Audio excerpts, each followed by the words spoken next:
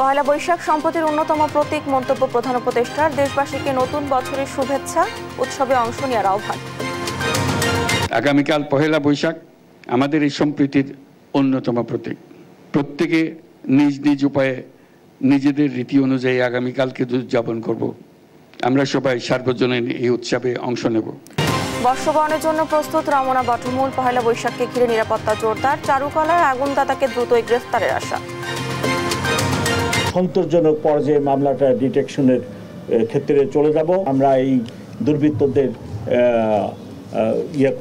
Arrest করতেও সক্ষম হবেন। প্লট দুর্নীতির মামলায় শেখ হাসিনা, রেহানা, টিউলিপ, ববি সহ 53 জনের বিরুদ্ধে গ্রেফতারি পরোয়ানা। দুদকের 3 মামলায় চার্জশিট গ্রহণ। রাজনৈতিক হয়রানিমূলক 7,000-এর বেশি মামলা প্রত্যাহার। দ্রুত মাগুরার শিশু আসিয়া হত্যা মামলার বিচার নিষ্পত্তির আশাবাদ। আসছে বাজেটে প্রত্যক্ষ করের ওপর জোর দেওয়ার পরামর্শ অর্থনীতিবিদদের। আকারে বড় নয়, বাস্তবমুখী বাজেট চায় সাধারণ মানুষ। এবার গাজার হাসপাতালে ইসরায়েলের ক্ষেপণাস্ত্র হামলা, ধ্বংস জরুরি সেবা। নুসৈরাত ও খান ইউনুসও উচ্ছেদের নির্দেশ আইডিএফের। এবং নারী ওয়ানডে বিশ্বকাপ বাছাই ম্যাচে আয়ারল্যান্ডের বিপক্ষে মাঠে নামছে বাংলাদেশ। লাহোরে বেলা 3টায় মুখোমুখি হবে দুদল।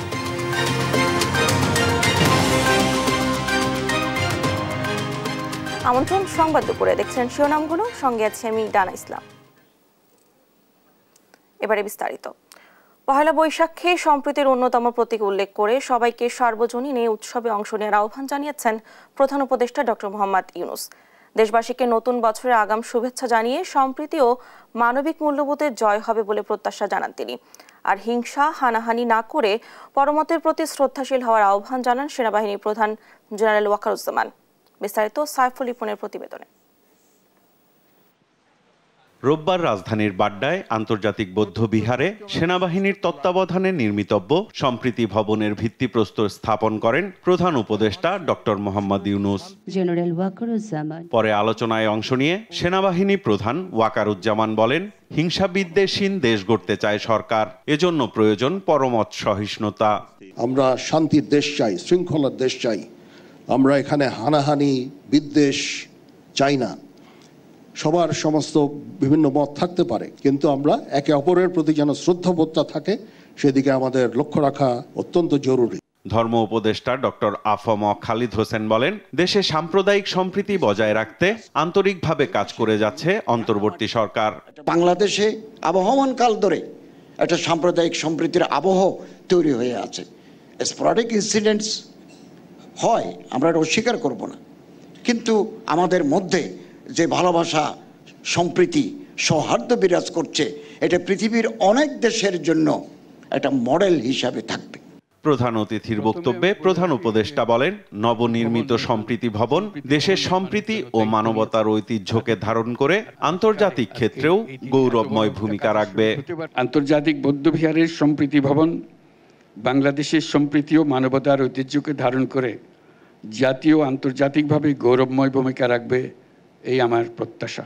দেশবাসীকে পহেলা বৈশাখের অগ্রিম শুভেচ্ছা জানিয়ে সর্বজনীন এ উৎসবে সবাইকে অংশ নেওয়ার আহ্বান জানান প্রধান উপদেষ্টা।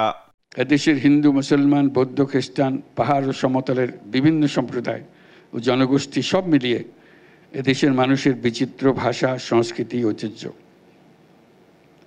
আগামীকাল পহেলা বৈশাখ আমাদের এই সম্প্রীতির অন্যতম প্রতীক। প্রত্যেকে নিজ নিজ উপায়ে নিজেদের রীতি অনুযায়ী আগামীকালকে উদযাপন করব। আমরা সবাই সার্বজনীন এই উৎসবে অংশ নেব। বিশ্ব শান্তি প্রতিষ্ঠার প্রত্যাশার কথাও জানান প্রধান উপদেষ্টা ডক্টর মোহাম্মদ ইউনূস। আমাদের সম্প্রীতি ও মানবিক মূল্যবোধের জয় হোক। সাইফুল রিপন, দেশ টিভি, ঢাকা। বাংলা বর্ষবরণ বা পহেলা বৈশাখ উদযাপন ঘিরে কঠোর নিরাপত্তা ব্যবস্থা নেওয়া হয়েছে। সেনাবাহিনী, পুলিশ ও র্যাবের সমন্বয়ে সাজানো হয়েছে নিরাপত্তা ব্যবস্থা। অপপ্রচার রোধে বাড়ানো হয়েছে নিরাপত্তা নজরদারি। সকালে রমনার বটমূলে নিরাপত্তা ব্যবস্থা পরিদর্শন শেষে এসব কথা বলেন র্যাব মহাপরিচালক এ.কে.এম. শহীদুর রহমান। আর ডিএমপি কমিশনার জানান, নিরাপত্তা চাদরে ঢাকা থাকবে রাজধানী। চারুকলায় মোটিফে আগুনদাতাকে শোভাযাত্রার আগেই গ্রেফতারের আশাবাদও জানান তিনি। বিস্তারিত সাদ আহমেদের রিপোর্টে। রমনার বটমূলে চলছে বাংলা বর্ষবরণ অনুষ্ঠান। হঠাৎ বোমা বিস্ফোরণ, তাৎক্ষণিক এমন পরিস্থিতি কিভাবে নিয়ন্ত্রণ করবে আইন শৃঙ্খলা রক্ষাকারী বাহিনী তা যাচাই করে নিতেই ডিএমপির সিটিটিসির এমন মহড়া, যা পরিদর্শন করেন ডিএমপি কমিশনার। বাংলা নববর্ষ 1432 বরণের প্রস্তুতি নিয়ে সংবাদ সম্মেলনে ডিএমপি কমিশনার শেখ সাজাদ আলী জানান, নিরাপত্তা নিয়ে শঙ্কা নেই। আমরা 18,000 নিরাপত্তা কর্মী পুলিশ অফিসার নিয়োগ করতেছি, সাথে র্যাব আছে, বাংলাদেশ আর্মি আছে, এটিইউ আছে এবং অন্যান্য গোয়েন্দা সংস্থাও আমাদেরকে সাহায্য করতেছে। এখন পর্যন্ত কোথাও থেকে কোনো এরকম কোনো ঝুঁকির কথা আমাদেরকে জানানো হয় নাই। আপনারা সবাই জানেন, গত রাত্রের আগের রাত্রে একটা অড সময়ে 5টার দিকে একটি মোটিভ যেটা তৈরি করা হয়েছিল শোভাযাত্রায় ব্যবহারের জন্য, সেইটিতে একদল দুষ্কৃতিকারী আগুন দিছে। আমরা আশা করতেছি যে শোভাযাত্রার আগামীকাল 9টার আগেই আমরা একটা সন্তোষজনক পর্যায়ে মামলাটা ডিটেকশনের ক্ষেত্রে চলে যাব। এ সময় নির্ধারিত সময়ে অনুষ্ঠান শেষ করার পাশাপাশি বিশেষ নিরাপত্তা নির্দেশনা মেনে চলার আহ্বান জানান ডিএমপি কমিশনার। অন্যদিকে র্যাবের মহাপরিচালক একেএম শহীদুর রহমান জানান, কয়েক স্তরে দেশব্যাপী সাজানো হয়েছে নিরাপত্তা ব্যবস্থা। র্যাপিড অ্যাকশন ব্যাটালিয়ন ঢাকা সহ সারা বাংলাদেশে নিরাপত্তামূলক ব্যবস্থা গ্রহণ করেছে। আমাদের মোটরসাইকেল পেট্রোল, গাড়ি পেট্রোল, চেকপোস্ট, অবজারভেশন টাওয়ার এবং আমাদের গোয়েন্দা নজরদারি অব্যাহত আছে।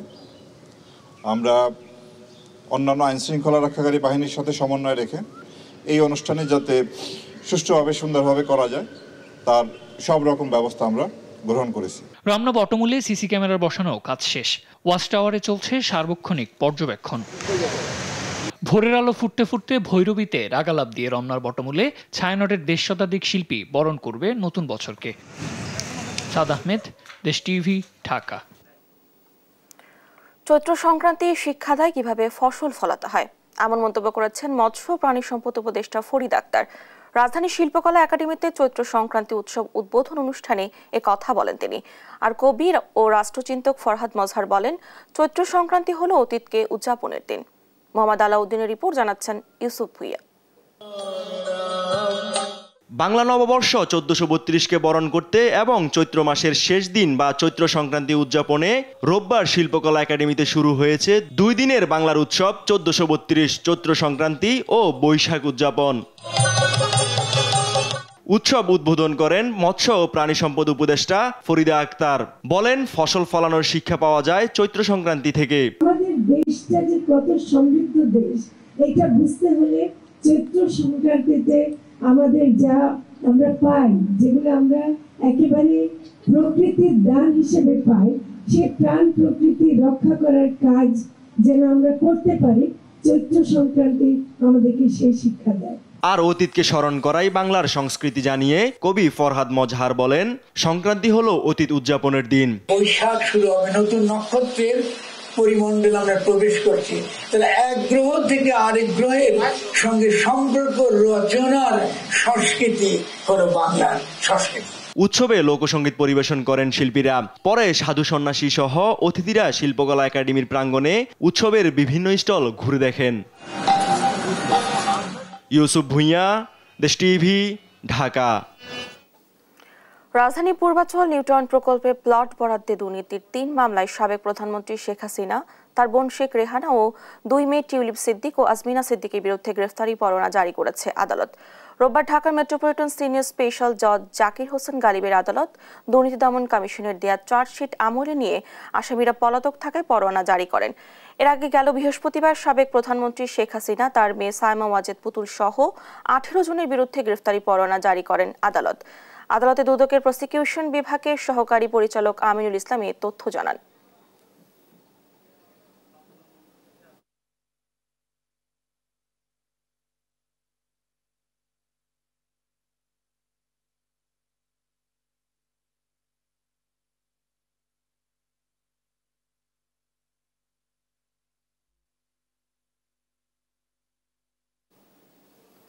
ঢাকা মেট্রোপলিটন পুলিশের গোয়েন্দা শাখার প্রধানের পদ থেকে অতিরিক্ত কমিশনার রেজাউল করিম মল্লিককে সরিয়ে দেওয়া হয়েছে।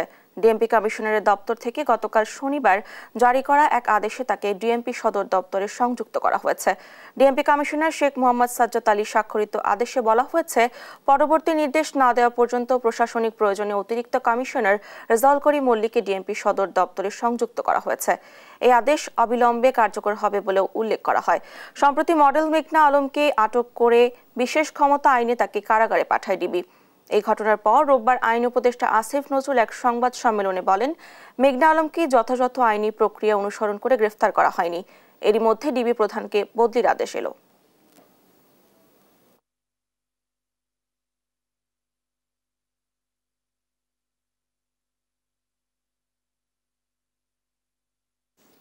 বর্তমানে চলমান দ্বৈত বিচার ব্যবস্থার জন্য সুপ্রিম কোর্টের আলাদা সচিবালয় স্থাপন জরুরি মনে করছেন প্রধান বিচারপতি ডক্টর সৈয়দ রেফাত আহমেদ। দুপুরে খুলনা আদালত প্রাঙ্গণে আগত বিচার প্রার্থীদের জন্য নির্মিত বিশ্রামাগার নায়কুঞ্জ উদ্বোধনকালে কথা বলেন তিনি। দায়িত্ব নেওয়ার পর আর 12 দফার নির্দেশনা অনুযায়ী বহু কার্যক্রম সুপ্রিম কোর্ট ও জেলা পর্যায়ে গৃহীত হয়েছে বলে জানান প্রধান বিচারপতি। এ সময় সংস্কারকে স্থায়ীকরণ করতে বার বেঞ্চ ও জাতিকে দায়িত্ব দেওয়ার আহ্বানও জানান তিনি। কার্যক্রম এগিয়ে নিতে ইউএনডিপি, ইউরোপিয়ান ইউনিয়ন, সুইডেন ও যুক্তরাজ্যের প্রতিনিধি দল নিয়ে বিভাগীয় শহর পরিদর্শন করছেন প্রধান বিচারপতি।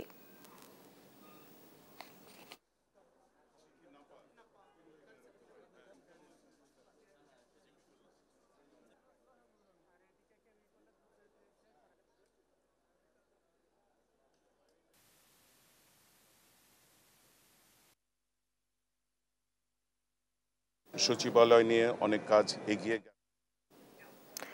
প্রবৃদ্ধি ধরে রাখতে আসছে বাজেটের রাজস্ব আদায় লক্ষ্যমাত্রা একটি বড় চ্যালেঞ্জ অন্তর্বর্তী সরকারের। মূল্যস্ফীতি কমাতে আর অর্থনীতি দুরবস্থা দূর করতে তাই প্রত্যক্ষ করের উপর নজর বাড়ানোর পরামর্শ অর্থনীতিবিদদের। সাধারণ মানুষও চায় আকারে বড় নয় বাস্তবমুখী বাজেট। ইশাদ সোহেলের ক্যামেরায় এম এ আজিমের রিপোর্ট। আসছে 2025-26 অর্থ বছরের বাজেট ঘোষণা। রাজনৈতিক সরকার না থাকায় এবার জাতীয় সংসদে উপস্থাপন হচ্ছে না বাজেট। অর্থ উপদেষ্টার ঘোষণায় সংক্ষিপ্ত যে বাজেট আসছে তা কতটুকু জনগণের প্রত্যাশা পূরণ করবে? অর্থনীতির দুরবস্থা দূর করতেই বা কেমন হওয়া উচিত এবারের বাজেট? মূল্যস্ফীতিতে শেখ হাসিনা সরকারের আমল থেকেই টালমাটাল বাজার। সরকার পতনের পর তারল্য সংকটে দুরবস্থায় ব্যাংক খাত, নিম্নমুখী রপ্তানি ও তলানিতে থাকা রিজার্ভ পুনরুদ্ধার চলমান এখনও। এরই মধ্যে 2025-26 অর্থ বছরের বাজেট ঘোষণার চাপ অন্তর্বর্তী সরকারের মাথায়। তবে এবার বাজেটের আকার বড় না করে বাস্তবমুখী বাজেট দেখতে চায় সাধারণ জনগণ। খেটে খাওয়া মানুষেরও প্রত্যাশা বাজেটে স্বস্তি ফিরুক বাজার ও দেশের অর্থনীতিতে। না, বাজেট সম্পর্কে কিছু বুঝি না। আমরা তেল মেল ডাল চাইলে আমরা মূল্য কম হইতো, আমরা খায়া ফেরা বাচ্চা থাকতাম। বাস্তবমুখী এবং শর্ট হলে ভালো হবে, একটাই কারণ যে বাজেট যদি লম্বা হয় কিন্তু কাজের কাজ কিছু হয় না, ওটা আমরা চাই না। বাজেটটা যাতে আরো ভালো হয়, পাবলিক ডিমান্ড যেটা পাবলিক ডিমান্ড অনুযায়ী যাতে আমাদের বাজেটটা হয়। অর্থনীতি নিয়ে গবেষণা প্রতিষ্ঠান সেন্টার ফর পলিসি ডায়ালগের এ গবেষক মনে করেন, মূল্যস্ফীতি কমাতে বাজেটে প্রত্যক্ষ করের উপর নজর বাড়াতে হবে সরকারের। বাজেটের মূল যে তিনটা দিক, একটা হলো যে রাজস্ব আহরণ, রাজস্ব ব্যয় এবং উন্নয়ন ব্যয়। এই তিনটা দিকের ক্ষেত্রেই কিন্তু মূল্যস্ফীতির একটা বড় ভূমিকা থাকে। রাজস্ব আয়ের ক্ষেত্রে যদি আমরা অপ্রত্যক্ষ করের উপরে না চাপ দিয়ে যদি প্রত্যক্ষ করের উপরে দেই এবং সেটাও যদি আমরা ভিত্তি এবং যেসব কর ফাঁকি আছে সেগুলো রোধ করি, এটা ইতিবাচক প্রভাব ফেলবে। তবে এখন পর্যন্ত বিভিন্ন সূত্রে পাওয়া তথ্য বলছে, চলতি অর্থ বছরের থেকে আগামী অর্থ বছরে বাজেটের আকার বাড়তে পারে 51,000 কোটি টাকা, যেখানে প্রবৃদ্ধির লক্ষ্যমাত্রা 5.5%।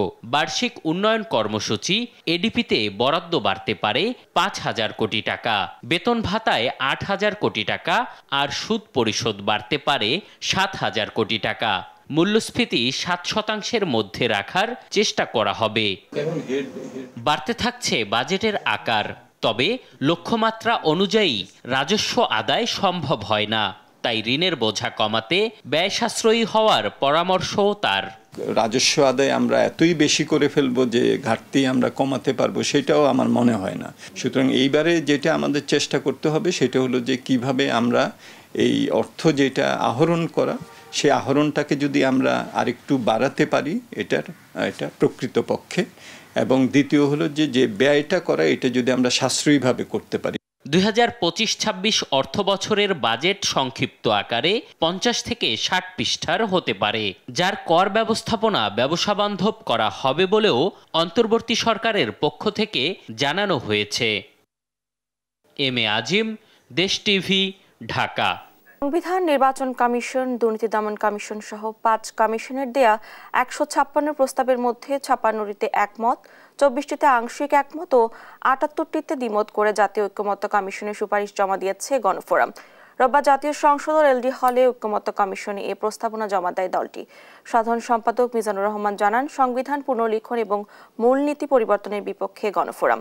এদিন সংস্কার প্রস্তাব জমা দিয়েছে জামিয়াত উলামায়ে ইসলাম বাংলাদেশও। দলের মহাসচিব মঞ্জুল ইসলাম আফেন্দি বলেন, তারা 109 প্রস্তাবে একমত, 34টি প্রস্তাবে আংশিক একমত এবং 22 প্রস্তাবে দ্বিমত করেছেন তারা। একই সঙ্গে বিবাহ, তালাক, পারিবারিক সম্পদ বন্টন ও ধর্ম অবমাননা বিষয়ে আলাদা আদালত প্রতিষ্ঠার প্রস্তাবও দেয় দলটি।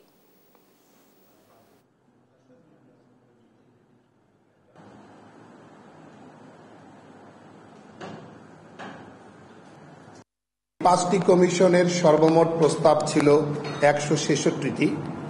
আমরা 109টি প্রস্তাবের সঙ্গে একমত পোষণ করি এবং 22টি প্রস্তাবের সাথে আমরা আংশিকভাবে একমত হই, আর 34টি প্রস্তাবের সঙ্গে আমরা দ্বিমত পোষণ করি। সাধারণত আমরা এ ধরনের প্রশ্ন আকারে যে সমস্ত তথ্যপাত্র দেওয়া হয়েছে, এটা আমাদের কাছে অনেকাংশে অস্বচ্ছ এবং বিভ্রান্তিকর বলে মনে হয়েছে। আমরা তদুপরি কিছু মন্তব্য সহ যেগুলো আসছে সংবিধান সংস্কার কমিশনের প্রস্তাবনার মধ্যে আমরা 12টি বিষয়ে একমত হই। এ পর্যন্ত 7,184টি রাজনৈতিক হয়রানিমূলক মামলা প্রত্যাহার করা হয়েছে বলে জানিয়েছেন আইন উপদেষ্টা ডক্টর আসিফ নজরুল। দুপুরে নিজ মন্ত্রণালয়ের সংবাদ সম্মেলনে উপদেষ্টা জানান, বাংলাদেশ ব্যাংকের রিজার্ভ চুরির ঘটনা তদন্তে গাফিলতির প্রমাণ পেয়েছে রিভিউ কমিটি। এদিকে 90 দিনের মধ্যে আসিয়া ধর্ষণের বিচার শেষ করার কথাও জানান উপদেষ্টা। তৌফিক মাহমুদ মুন্না রিপোর্ট, জানাচ্ছেন নাফিয়া ফারজানা। 2016 সালের ফেব্রুয়ারিতে আন্তর্জাতিক হ্যাকাররা জালিয়াতির মাধ্যমে বাংলাদেশ ব্যাংকের ফেডারেল রিজার্ভ অ্যাকাউন্ট থেকে $101 মিলিয়ন চুরি করে। ফিলিপাইনে স্থানান্তরিত $81 মিলিয়ন মধ্যে প্রায় $18 মিলিয়ন এখন পর্যন্ত উদ্ধার করা সম্ভব হয়েছে। রোববার নিজ মন্ত্রণালয়ে এ বিষয়ে সংবাদ সম্মেলন করেন আইন উপদেষ্টা। তিনি জানান, ব্যাংক থেকে $2 মিলিয়ন লুটের পরিকল্পনা ছিল আওয়ামী লীগের। জড়িতদের বিচারে ডক্টর মোহাম্মদ ফরাজ উদ্দিনের রিপোর্টের প্রেক্ষিতে সিদ্ধান্ত নেওয়া হবে বলে জানান তিনি। এটা আসলে পুরো বাংলাদেশকে লুট করার একটা প্ল্যান ছিল। আপনি চিন্তা করেন, $2 বিলিয়ন যদি বাংলাদেশ ব্যাংক থেকে চলে যেত, আজকে আমরা বোধহয় দুর্ভিক্ষ বা প্রায় দুর্ভিক্ষ অবস্থায় পড়তাম। বাংলাদেশ এন্ড থেকে যারা এই অপরাধের সাথে যাই ছিল তাদেরকে বিচারের সম্মুখীন করার জন্য সিআইডির যে তদন্ত হয়েছে সেই তদন্তটা বিষয়ে পরবর্তী করণীয় আমরা ঠিক করব।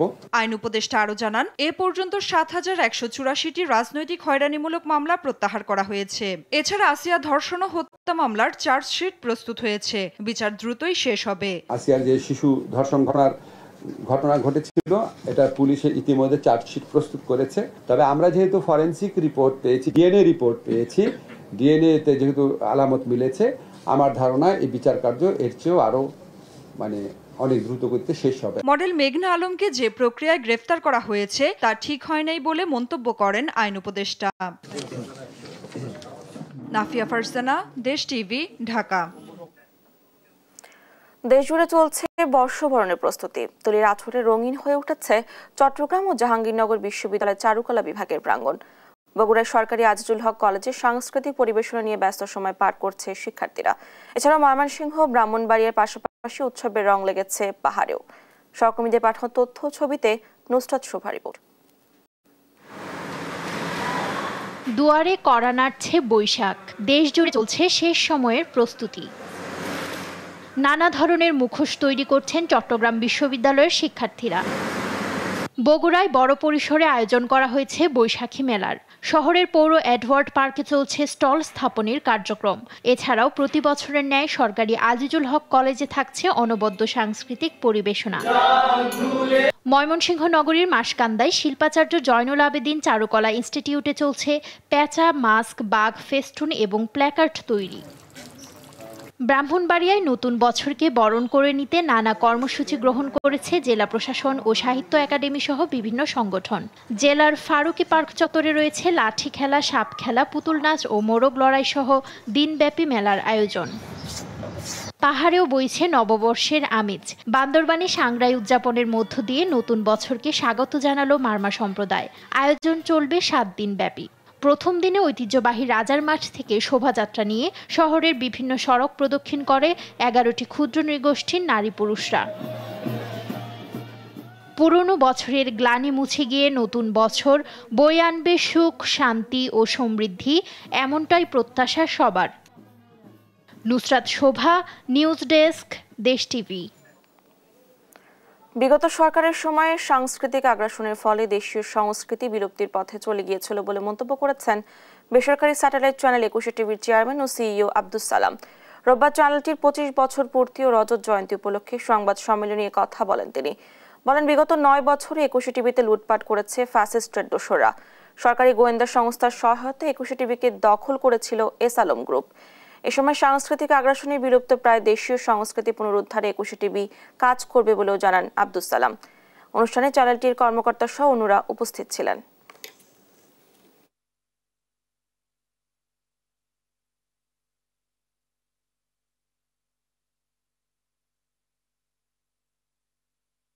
গত 15 বছরে আমরা কি দেখেছি? সাংস্কৃতিক আগ্রাসন ব্যাপক আকারে সাংস্কৃতিক আগ্রাসন দেখেছি। সেটা হচ্ছে সে ইন্ডিয়ান হেজেমনি হোক বা হোয়াটএভার ইট ইজ, এটা নিহিত একটা বিষয় আছে, যার জন্য কিন্তু আমাদের কৃষ্টি, আমাদের সংস্কৃতি কিন্তু মানে বিলুপ্তের পথে চলে যাচ্ছিল। আমাদের আর্টিস্টরাও সেইভাবে কিন্তু মূল্যায়ন হচ্ছিল না।